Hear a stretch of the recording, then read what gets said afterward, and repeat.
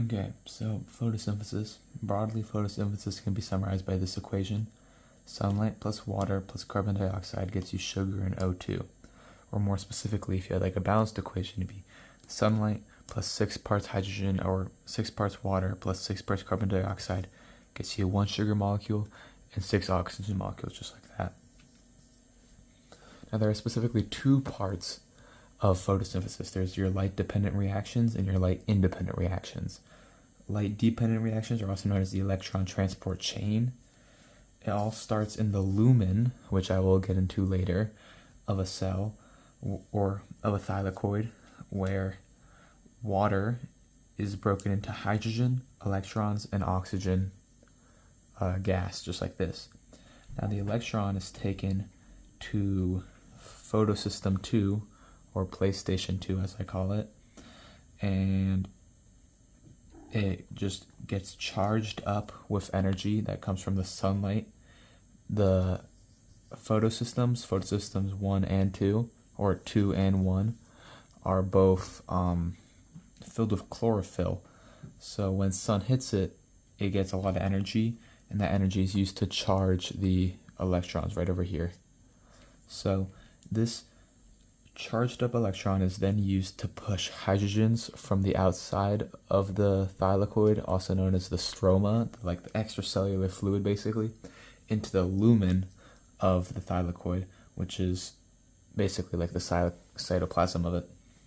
And this lowers its energy, but it gains it back from photosystem 1, or PlayStation 1, right here where the sunlight, recharges it back up. And then that electron is used to make NADP plus into NADPH, and that's taken to the Calvin cycle. Now all these hydrogens right over here create a hydrogen gradient, or even like an electrochemical gradient. And they have to get out somehow, and they can't just go through because they're polar molecules, right? They're just positive protons. They're not going to fit. How they get through is just through this thing called the ATP synthase right here. Now, after the cytochrome, that's what this is called, after the cytochrome pushes them out, they will eventually find their way through the ATP synthase, and the ATP synthase pushes them out, and it spins this little propeller thing right here. And this motion, kind of like a windmill, charges up the energy around it, and it can turn adenosine diphosphate plus a phosphate group into adenosine triphosphate, or how normal people would call it, ATP. So this ATP and this NADPH are taken to the light-independent reactions. But the brass tacks of the light-independent reaction is that H2O plus water plus NADP plus ADP is turned into NADPH, ATP, and O2 in this reaction. Now in the light-independent reaction, or the Calvin cycle, there is a circular perpetual motion of things where a couple of things go in, the CO2 and the ATP plus NADPH, and just one thing leaves, that being the G3P over here. So the first part is called the fixation of carbon dioxide, or the fixation of carbon, where rubisco is combined with those 3 CO2s to form 6 3-PGs.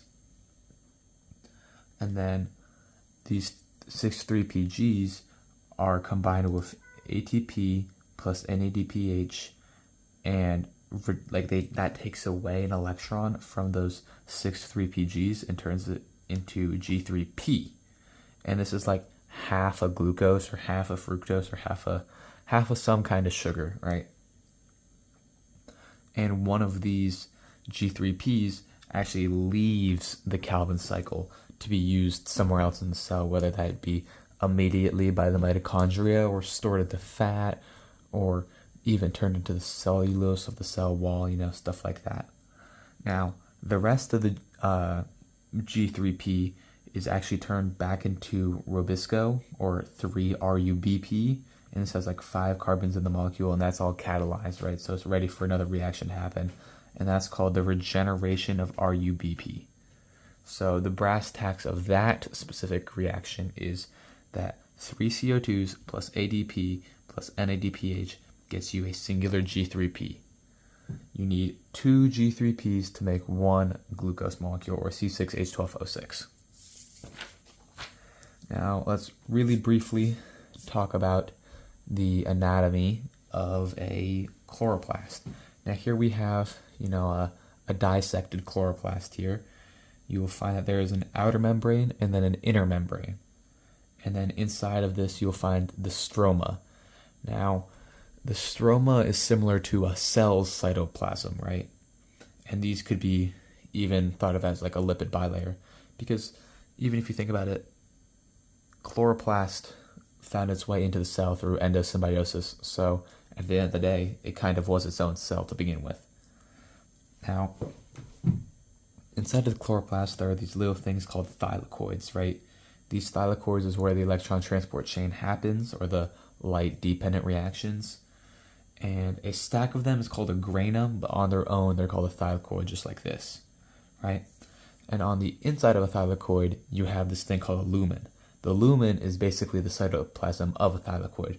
So it's like you have a cell inside of a cell inside of a cell, right? And that's basically the anatomy of a chloroplast. This isn't the hardest subject to learn per se. It's just a bit of memorization, but if you took biology before, or have the time to memorize it all again, you should be good. Yeah, good luck.